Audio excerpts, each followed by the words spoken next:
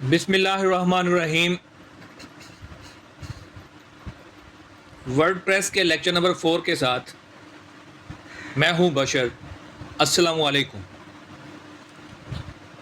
Lecture number 4 में हमने जो लास्ट लेक्चर में वर्डप्रेस को इंस्टॉल कर लिया था, और अगर आपका भी वर्डप्रेस इंस्टॉल हो गया और आपको डैशबोर्ड लॉन्च हो चुका था, आप डैशबोर्ड पर लैंड कर चुके थे, तो आज हम उस डैशबोर्ड का ओवरव्यू लेंगे कंप्लीट। इससे पहले कि मैं अपने कोर्स का आगाज़ करूं, कि आज 14 अगस्त है और 14 अगस्त इंडिपेंडेंस डे है पाकिस्तान का। तो आप सबको मेरी तरफ से हैप्पी इंडिपेंडेंस डे। चलते हैं हम अपने लेक्चर की जानिब।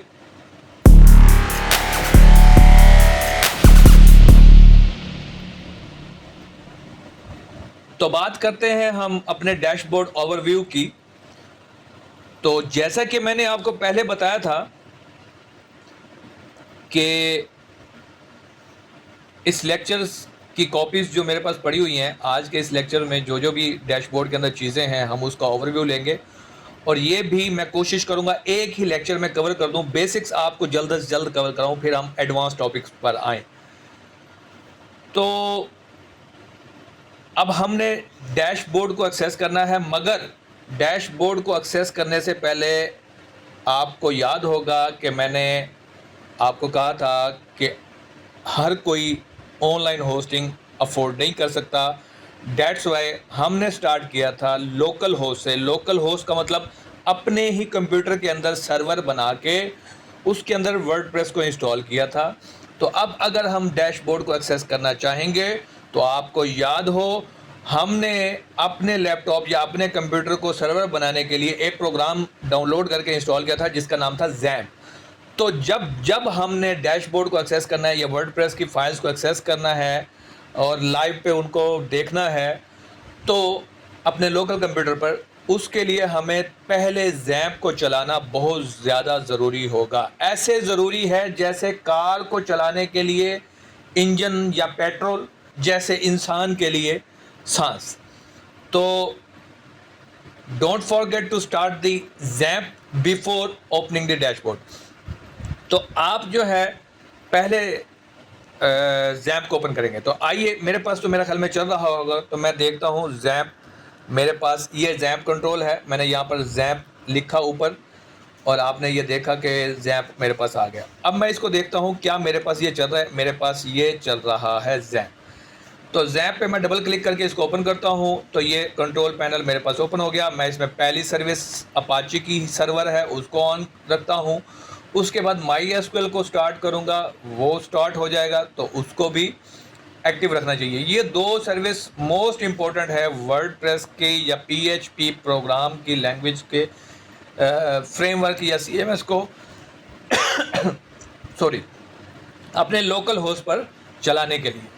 मैं इसको फ़िलहाल क्लोज़ कर देता हूँ। अब चलते हैं हम अपने लेक्चर की जानिब। यहाँ पर हम ओपन करते हैं। आपको याद होगा मैं यहाँ पर एक्सप्लोरर भी ओपन कर लेता हूँ। यहाँ पर आपको याद होगा कि मैंने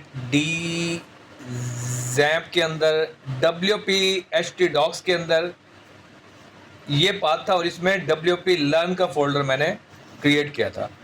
तो ये WP लर्न जो है ये हमने हमारा टेस्टिंग लर्निंग प्रोजेक्ट था। अब इसको हम ओपन करने जा रहे हैं, इसके डैशबोर्ड को। कैसे? हम यहाँ पर लिखेंगे लोकल होस्ट /WP लर्न।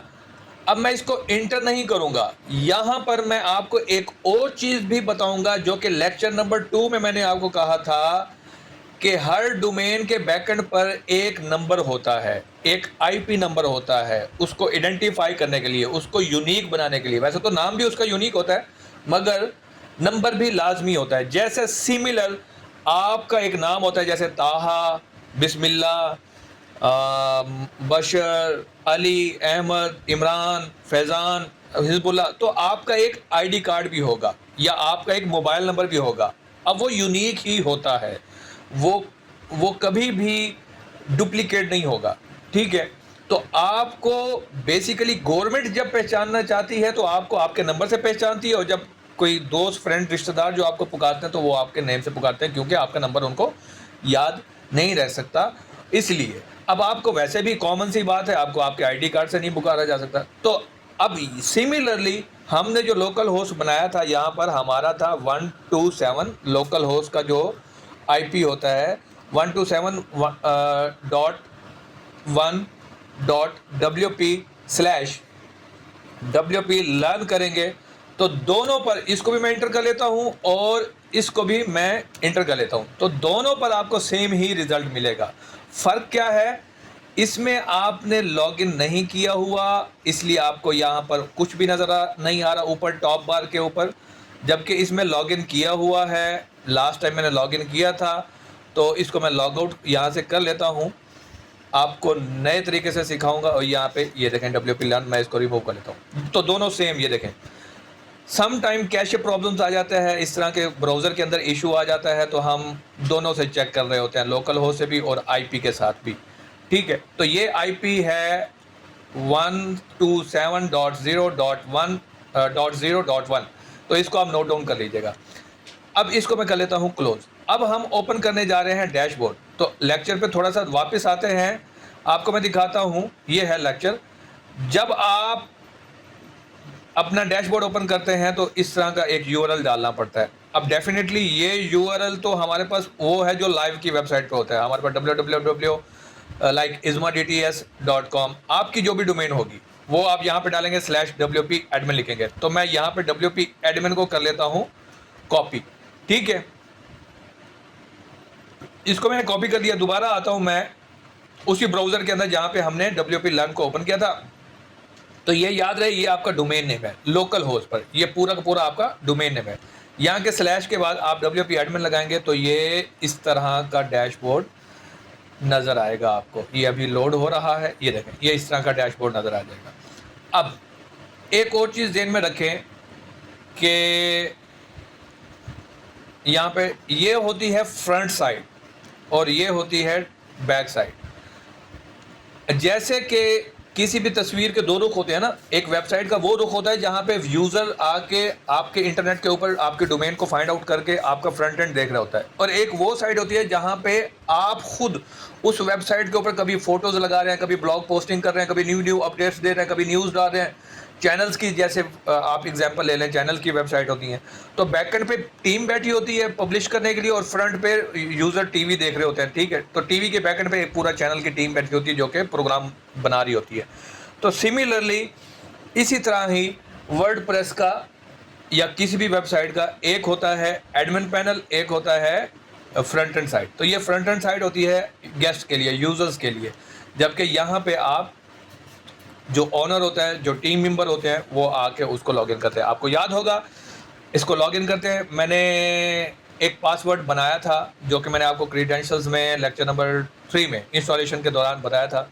उसमें हमने एक क्रीडेंशियल्स बना के इसके सेव करी थे। मैं शिफ्ट एंड करता हूँ और इसकी स्पेस ख़त्म कर देता हूँ। यहाँ पे इसको कॉपी कर लेते हैं Ctrl+C के साथ, और उसके बाद दोबारा आते हैं अपने डैशबोर्ड पर और इस डैशबोर्ड को हम कर लेते हैं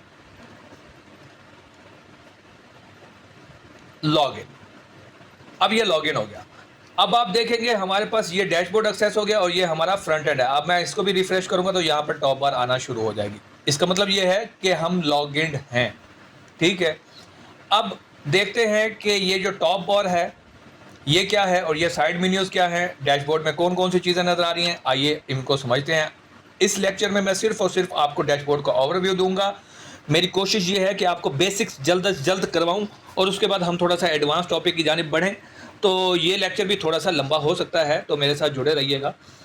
तो सबसे पहले ये होती है हमारे पास टॉप बार, और ये होती है लेफ़्ट साइड बार, और ये होता है डैशबोर्ड एरिया। और इस टॉप बार के नीचे आप देखेंगे ये स्क्रीन ऑप्शंस नज़र आ रही हैं, ये हेल्प का मेन्यू नज़र आ रहा है। तो ये जिस भी ऑप्शन के ऊपर आप जाएंगे तो ये चेंज होते रहेंगे इनके, ये आप इनको चेक करते रहिएगा, वन बाय वन समझते हैं। सबसे पहले आपको लेफ्ट साइड पे वर्डप्रेस से रिलेटेड चीज़ें नजर आ रही होंगी। यहाँ पे वर्डप्रेस के हेल्पिंग ऑफिशियल लिंक्स हैं। आप अबाउट वर्डप्रेस पे क्लिक करेंगे तो अबाउट वर्डप्रेस के बारे में जान सकते हैं। गेट इन्वॉल्व पे क्लिक करेंगे तो ये तो खैर वर्डप्रेस से रिलेटेड है। लर्न भी करना चाहें तो लर्न भी कर सकते हैं। डॉक्यूमेंटेशन है, डॉक्यूमेंटेशन कैसे काम कर रही है। सपोर्ट लेना चाहें तो सपोर्ट भी ले सकते हैं। फीडबैक देना चाहें तो फीडबैक भी दे सकते हैं। सब कुछ इंटरेक्शन जो भी होगा वो डायरेक्टली वर्डप्रेस के साथ होगा। आगे आते हैं, नेक्स्ट हमारे पास ऑप्शन होती है, ये आती है डैशबोर्ड के। अगर आप अपनी फ्रंट साइड पे राइट क्लिक करके इसको फ्रंट साइड पे ओपन करते हैं तो ये आपको अपना वेबसाइट का जो तस्वीर का मेन रुख, जो गेस्ट एरिया है, जो कस्टमर एरिया है, जो क्लाइंट एरिया है, वो दिखाएगा। और अगर आप इसके ऊपर डैशबोर्ड पे क्लिक करते हैं तो आप दोबारा डैशबोर्ड पे आ जाएंगे। ठीक है, अब उसके बाद ये है अपडेट एरिया। जैसे ही आप इस पे अपडेट एरिया पे, ये आपको रिसाइकल का थोड़ा सा आइकन नज़र आ रहा होगा, साथ में 1 पॉइंट, मतलब कोई ना कोई प्लगइन है जो अपडेट होना चाह रहा है। तो यहाँ पे आप क्लिक करेंगे तो आपको ये सारी अपडेट्स मिलना शुरू हो जाएंगी। तो ये बेसिकली वर्डप्रेस के अंदर एक बाय डिफ़ॉल्ट प्लगइन आता है, और 2 प्लगइन होते हैं, हॉली डॉली होता है और एक कोई स्पैम प्रोटेक्शन का प्लगइन होता है। बड़ा डिफ़िकल्ट था नाम उसने रखा हुआ, एक्समिटी, पता नहीं इस तरह से प्रोनाउंसिएशन मैं नहीं जानता। ये देखें, एक्समेट, एंटी स्पैम प्रोटेक्शन। तो ये अपडेट, इसका न्यू वर्जन आया पड़ा है। हमारे पास 5.4 है, ये 5.5 आया हुआ है। तो यहाँ पे आप इसको राइट क्लिक करके यहाँ पे आपको इसको चेक करके अपडेट कर सकते हैं। उसके बाद अगर कोई वर्डप्रेस के इंस्टॉलेशन में कोई इशू है तो यहाँ पे आप उसको इंस्टॉल कर सकते हैं। अगर आपका थीम कस्टम इस्तेमाल कर रहे हैं, उसको अपडेट करना है तो यहाँ पे उसको भी अपडेट कर सकते हैं। तो ये तो हो गया अपडेट एरिया। उसके बाद यहाँ पे आपकी वेबसाइट के ऊपर जो जो कमेंट्स आ रहे होते हैं तो यहाँ पे आप उन कमेंट्स को भी पढ़ सकते हैं, और यहाँ पे आपको नंबरिंग नज़र आ जाएगी साथ में कि कितने कमेंट्स आपके ब्लॉग्स के ऊपर, आपके पेजेस के ऊपर, जहाँ जहाँ आप कमेंट अलाउ करते हैं यूज़र को, कितने कमेंट्स आए हुए हैं, तो वहाँ यहाँ पे आप उनको रीड कर सकते हैं। उसके बाद नेक्स्ट ऑप्शन हमारे पास है न्यू की। तो न्यू में हमारे पास पोस्ट, मीडिया, पेज, यूज़र, ये सारी ऑप्शंस को हम 1 बाय 1 रीड करेंगे, जो कि हमें यहाँ पे भी नज़र आ रही है और यहाँ पर भी है। यहाँ पे क्या करेंगे, हम जैसे ही पोस्ट पे क्लिक करते हैं तो ये एक न्यू पोस्ट जनरेट करने के लिए दिखाएगा, मगर मैं पोस्ट जनरेट नहीं करूँगा। मैंने कुछ एक्शन नहीं करना अभी, सिर्फ आपको ओवरव्यू दे रहा हूँ। मैंने आज आपको सिर्फ ओवरव्यू देना है। इनको जल्दी जल्दी कवर अप करके हम फिर नेक्स्ट एडवांस सीरीज़ में जाएंगे। अच्छा, मैं इसके बाद इसको बैक पर आ गया हूँ। ये थोड़ा सा टाइम ले रहा है, आई थिंक मेरा जैम थोड़ा सा स्लो चल रहा है। हाँ, अब मैं इसके जो भी चीज़ मैंने न्यू क्रिएट करनी होगी तो ये न्यू यहाँ पे भी क्रिएट कर सकता हूँ। उसके बाद इसको मैं नहीं छेड़ूंगा। यहाँ पर आपको एडमिन प्रोफाइल में जाता हूँ। अगर आप अपनी प्रोफाइल को एडिट करना चाहते हैं तो यहाँ पे मुख्तलिफ़ किस्म के फीचर्स हैं। इनको आप सिंटैक्स हाईलाइटिंग, ब्ला ब्ला, ये सारी आप ये देखें, ये चीज़ें आपको आपके थीम के मुताबिक, जो आपको आपकी आंखों को सूट करता है, आप वही थीम रख लीजिए। मैं बाय डिफ़ॉल्ट फिलहाल इसी को ही रख के जाऊँगा, यूज़ करूँगा। उसके बाद इनेबल शॉर्टकट, वर्डप्रेस के इनेबल शॉर्टकट हैं, आप इसे राइट क्लिक करके इनको भी रीड कर सकते हैं। अब मैं नहीं करूँगा क्योंकि ये लर्निंग का फेज़ है। उसके बाद आगे चलते हैं, show tool bar when viewing. अगर आप इसको अनचेक कर देंगे तो आपको यहाँ पे टूल बार ये फ्रंट साइड पे जो नज़र आ रही है वाइल डेवलपिंग, तो ये आपको नज़र नहीं आएगी, जबकि यूज़र्स जो होंगे उनको ये आपको नज़र आएगी, जबकि यूज़र्स जो आएंगे उनको नज़र नहीं आएगी, जो अपने ब्राउज़र से कर रहे होंगे अगर वेबसाइट लाइव होगी तो। मगर ये आपके लोकल सिस्टम पे है तो इसको कोई पब्लिकली देख नहीं सकता, तो पब्लिक को नज़र नहीं आएगा। उसके बाद आप चाहें तो उसके बाद साइट डिफ़ॉल्ट लैंग्वेज है, जो चेंज करना चाहें चेंज कर सकते हैं। अपना यूज़र नेम यहाँ पे आपका बाय डिफ़ॉल्ट सेट है, इसको ये भी चेंज हो जाता है मगर फिल वक्त नहीं होगा। अभी हम करंट जिस सिचुएशन में हमने लास्ट 3rd लेक्चर में इंस्टॉलेशन की थी, हम उनकी डिफ़ॉल्ट चीज़ों को देख रहे हैं। यहाँ पे फर्स्ट नेम है, यहाँ पे लास्ट नेम है, यहाँ पे एडमिन है, यहाँ पे नाम है, डिस्प्ले नाम आपका क्या शो होगा, यहाँ पे आप उसको नाम देंगे और लेट सपोज मैं यहाँ पे बशर कर दूंगा तो अब मुझे यहाँ पे बशर होना शुरू हो जाएगा। फिल वक्त ये एडमिन है तो एडमिन शो हो रहा है। तो कॉन्टैक्ट इन्फॉर्मेशन है, यहाँ पे मैं अपना कोई सोशल मीडिया या कोई वेबसाइट या कुछ भी प्रोफाइल दे सकता हूँ, यहाँ पे अपने बारे में तारीफ़ें लिख सकता हूँ। और उसके बाद यहाँ पे मैं अपनी फ़ोटो, पिक्चर, लोगो कुछ भी चेंज कर सकता हूँ। उसके बाद पासवर्ड सेट कर सकता हूँ। उसके बाद अगर मैंने मल्टीपल डिवाइसेस से इसको लॉगिन किया हुआ तो मैं लॉग आउट एवरीवेयर कर सकता हूँ। उसके बाद मैं इसको अपडेट करूँगा तो मेरी प्रोफाइल अपडेट हो जाएगी और यहाँ पे मेरी फ़ोटो वगैरह सब कुछ जो आ रहा है वो सब अपडेट हो जाएगा उसी के अकॉर्डिंग जो मैं यहाँ पे करूँगा। अब इसके बाद ये हेल्प मेन्यू है, ये हेल्प मेन्यू आता रहता है। ये मैंने आपको बताया था। डैशबोर्ड पे हम होम पेज पे चलते हैं। ये स्क्रीन ऑप्शंस जो आ रही होती हैं आपके पास, उसके बाद ये डैशबोर्ड पे आप जो भी चीज़ लेट्स सपोज आप कहते हैं वेलकम नोट नज़र ना आए तो वेलकम नोट डिसेबल हो जाएगा, आप कहते हैं वर्डप्रेस इवेंट नज़र ना आए तो वो भी डिसेबल हो जाएंगे। तो ये स्क्रीन ऑप्शंस आपको हर ऑप्शंस के ऊपर चेंज नज़र आएंगी उसी ऑप्शंस के अकॉर्डिंग, ठीक है। उसके बाद इस अपडेट पे आते हैं। ये अपडेट वही है जो ये मैंने आपको ये वाली बताई थी। तो एक ही चीज़ को एक्सेस करने के मल्टीपल उन्होंने स्पेसेस दिया। बड़ा फ्रेंडली यूज़र सा इन्होंने डैशबोर्ड बनाया हुआ है, बड़ा आसान तरीके का। हम दोबारा होम पेज पे आ जाते हैं और उसके बाद ये यहाँ पे वेलकम नोट है, ठीक है। उसके बाद यहाँ पे साइड की आपकी हेल्थ है, इसको ये येलो ऑरेंज कलर में है, आप चाहें तो इसको ग्रीन भी कर सकते हैं, इसको देख सकते हैं, ये फिर बाद में डिस्कस करेंगे। उसके बाद आपका ये ड्राफ्ट सेक्शन है। उसके बाद ड्राफ्ट सेक्शन में कोई भी चीज़ क्रिएट करेंगे तो ड्राफ्ट में सेव हो जाएगी। उसके बाद पोस्ट, पेज, कमेंट यहाँ पे आपको नज़र आ रहे होते हैं।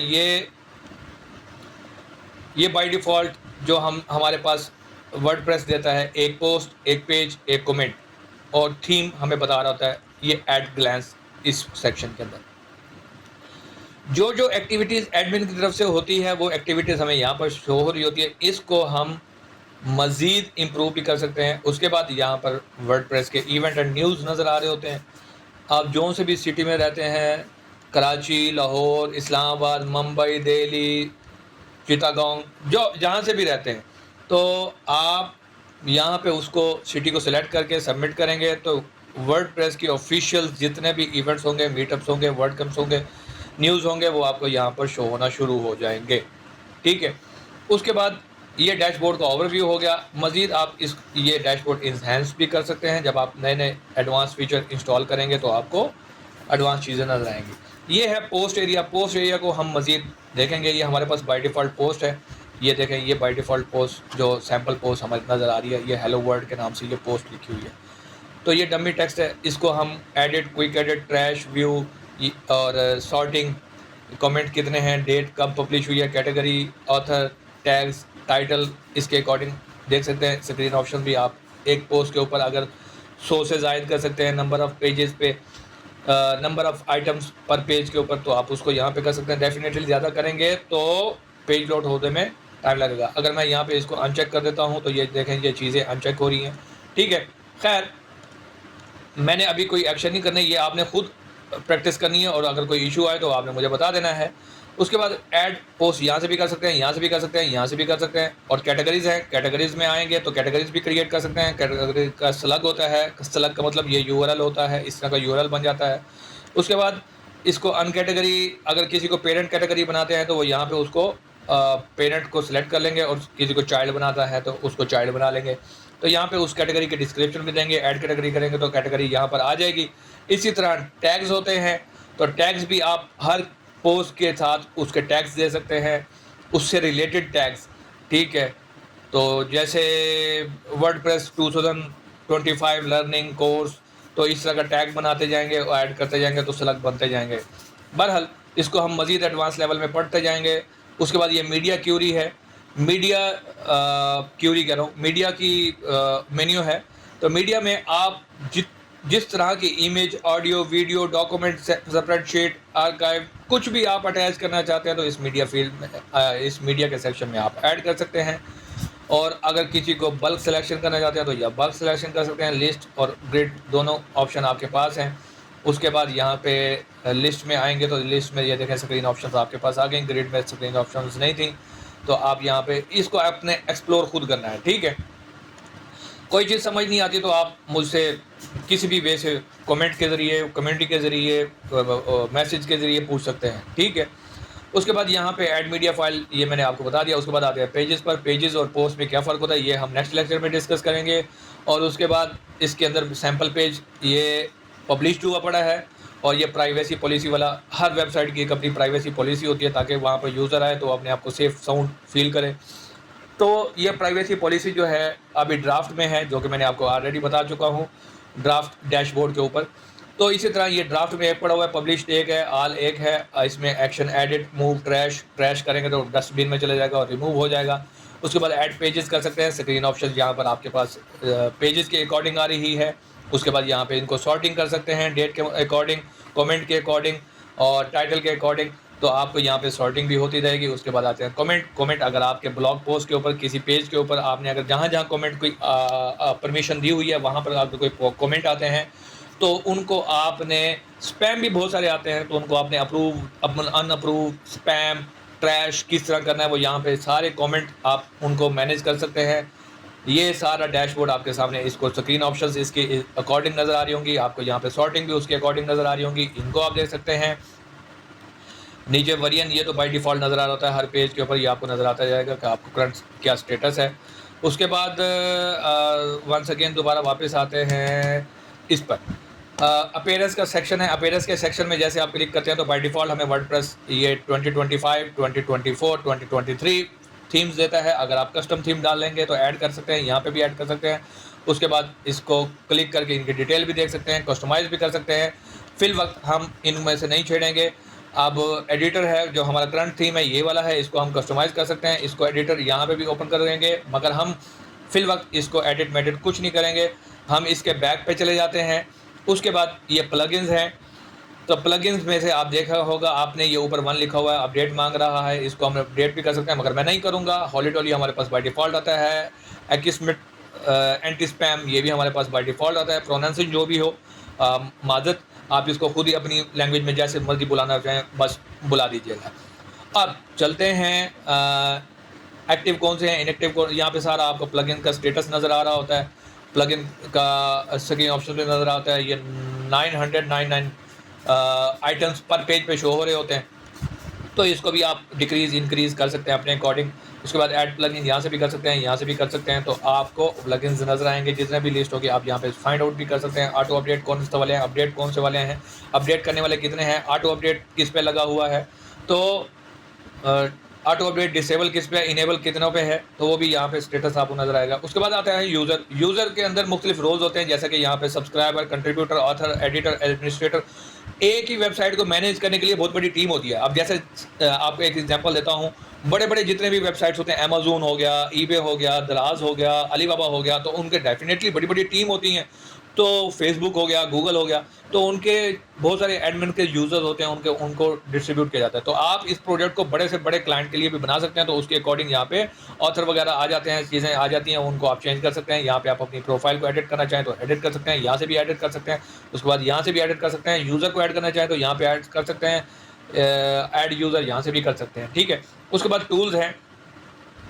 टूल्स बड़े सिंपल एंड स्लीक हैं। यहाँ पे आप किसी को अवेलेबल टूल्स जितने भी हैं वो सारे यहाँ पर नज़र आ रहे होते हैं। आप किसी का डाटा इंपोर्ट किसी भी और वर्डप्रेस की वेबसाइट से डाटा इंपोर्ट करना चाहते हैं तो यहाँ पे इंपोर्ट पे क्लिक करेंगे। ब्लॉगर है, कैटेगरीज है, import post comment user from blogger blog dot. अगर आप गूगल का ब्लॉगर बना हुआ है तो वहाँ से इंपोर्ट करना चाहते हो तो इसको इंस्टॉल कर लें। कैटेगरीज और टैग इंस्टॉल करना चाहते हैं, इंपोर्ट करना चाहते हैं यहाँ से। लाइव जर्नल करना चाहते हैं, import from live journal, import post from live journal. अगर वहाँ से यूजिंग देयर APIs, उनकी APIs होती हैं, उनके लाइव जर्नल से इंपोर्ट करना चाहते हैं तो वह यहाँ से कर लें। उसके बाद RSS फीड, मूवेबल, ये चीज़ें जो है ना आपने खुद एक्सप्लोर करनी है, समझनी है चीज़ें। अगर नहीं समझ आती तो मुझसे पूछ लीजिएगा, मैं ज़्यादा टाइम यहाँ पर स्पेंड नहीं करूँगा। उसके बाद एक्सपोर्ट, अगर आप अपनी वेबसाइट से किसी और को कंटेंट शेयर करना चाहते हैं, इंपोर्ट करवाना चाहते हैं या किसी और जगह पे इंपोर्ट एक्सपोर्ट करना चाहते हैं तो ये सारा एक्सपोर्ट और इंपोर्ट का ऑप्शन यही है। इसको हम बाद में भी देख सकते हैं। साइट हेल्थ मैंने आपको डैशबोर्ड में भी नज़र आ रहा था, यहाँ पे आपकी वेबसाइट की साइट हेल्थ आती है, आपको बताता है कितने क्रिटिकल इश्यूज़ कितने हैं, सिक्योरिटी होल्स कितने हैं, परफॉर्मेंस कितनी है, ब्ला ब्ला, ये सारी चीज़ें इन्फॉर्मेशन में जाके आप देखेंगे तो आपको सारी चीज़ें मज़ीद नज़र आती जाएंगी। उसके बाद एक्सपोर्ट पर्सनल डाटा, अगर आपका पर्सनल कोई डाटा पड़ा हुआ है तो आप एक्सपोर्ट कर लेंगे उसको, और अगर आपको उस पर्सनल डाटा को रिमूव करना चाह रहे हैं तो लाइट आपकी क्रेडेंशियल जो होंगी सारी तो वो आपको रिमूव हो जाएंगी। उसके बाद यहाँ पे है थीम एडिटर फाइल, इस पे पंगा ना लीजिएगा। ये थीम एडिटर फाइल बेसिकली ये थीम एडिटर फाइल 2020 थीम की हैं, ये आपको यहाँ पे नज़र आ रही है। प्लगइन पे जाएंगे तो आपको ये फर्स्ट टाइम अगर आप इस पर क्लिक करेंगे तो हेड्स अप आपको ज़रूर देगा, आपने इसको रीड कर लेना है। इसलिए कि वो कहता है कि भाईजान ये डायरेक्ट आपने कोड एडिट करने जा रहे हैं, ये कोड लिखे हुए हैं सारे, ठीक है। तो डेफिनेटली आपको इतनी ज़्यादा कोड की अगर समझ है तो आप इसको हेड्स अप को अंडरस्टैंड कीजिएगा और कोडिंग स्टार्ट कर दीजिएगा। अगर नहीं है तो इसमें कभी ना जाइएगा, अदरवाइज़ बहुत ज़्यादा प्रॉब्लम आ जाएगा और इसको फिर संभालना भी बड़ा मुश्किल हो जाएगा, कैच आउट करना भी बड़ा मुश्किल हो जाएगा, ठीक है। उसके बाद आ जाते हैं सेटिंग्स के अंदर।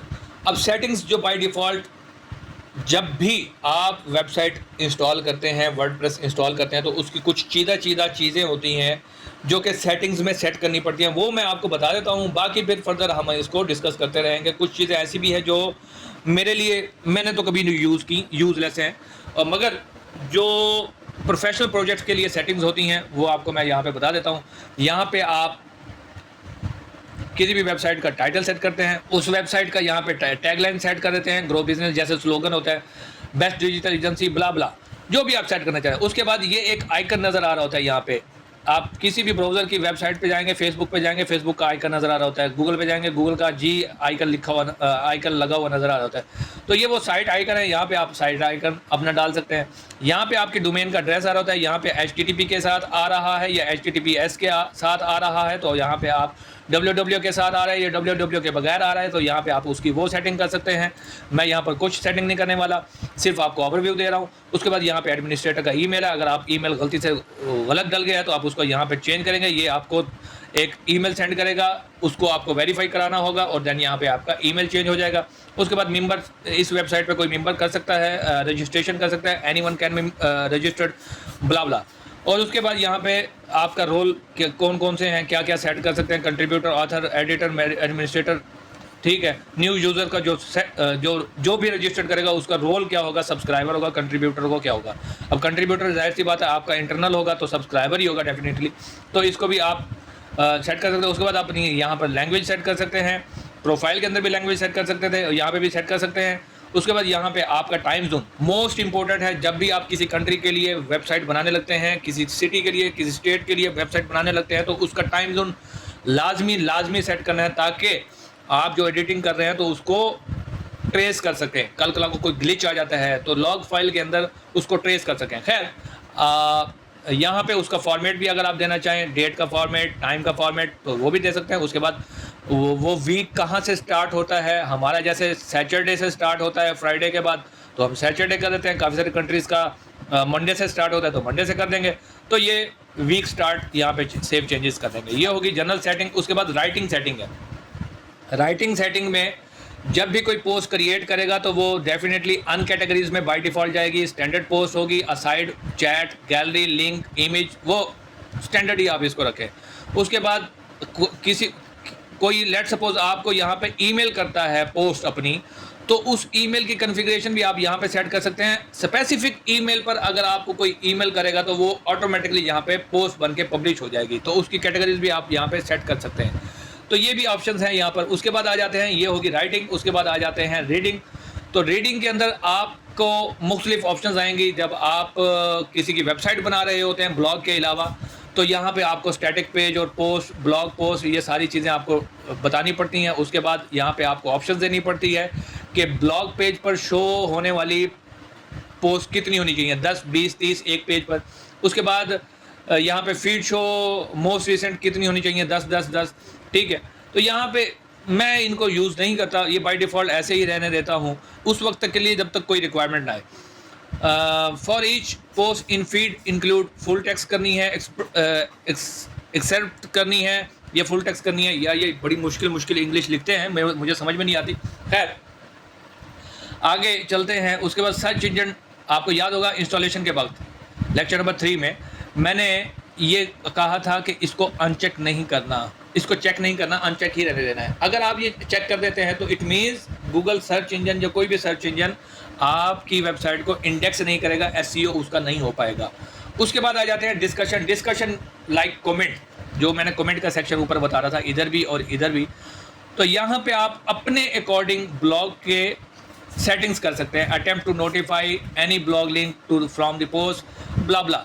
इनको ऑप्शन उसको आप रीड कर लेंगे। अगर आपको ये समझ आती हैं तो ठीक, अगर नहीं आती तो यहाँ पे आप मुझे कमेंट में पूछ सकते हैं। ये ओवरव्यू है यहाँ पर डिस्कशन का। उसके बाद मीडिया है। मीडिया की सेटिंग बाय डिफ़ॉल्ट इतनी होनी चाहिए। अगर मैं बाय डिफ़ॉल्ट ऐसे ही रखता हूँ, इसको नहीं छेड़ता, तो ये ही रहती हैं। तो अगर आप इसको छेड़ना भी चाहें तो यहाँ पे क्रॉप करना चाहें, ब्ला ब्ला, जो भी सेटिंग है वो आप इसको यहाँ पे कर सकते हैं। उसके बाद परमालिंक, मोस्ट इम्पोर्टेंट।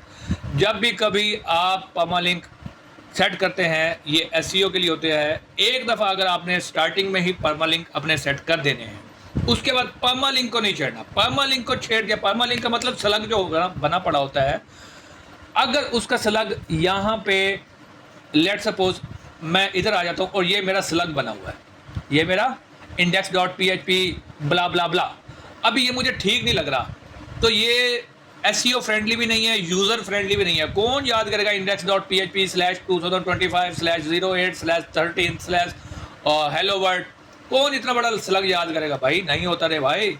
तो हम इसको क्या करेंगे, सीधा पोस्ट नेम पे आगे क्लिक करेंगे, उसके बाद सेव करेंगे। कैटेगरी का आप कुछ देना चाहें तो कैटेगरी का भी दे सकते हैं, और उसके बाद टैग बेस का देना चाहे तो टैग बेस का भी दे सकते हैं। अब मैं आके इसको रिफ्रेश करूंगा तो ये दैट्स इट।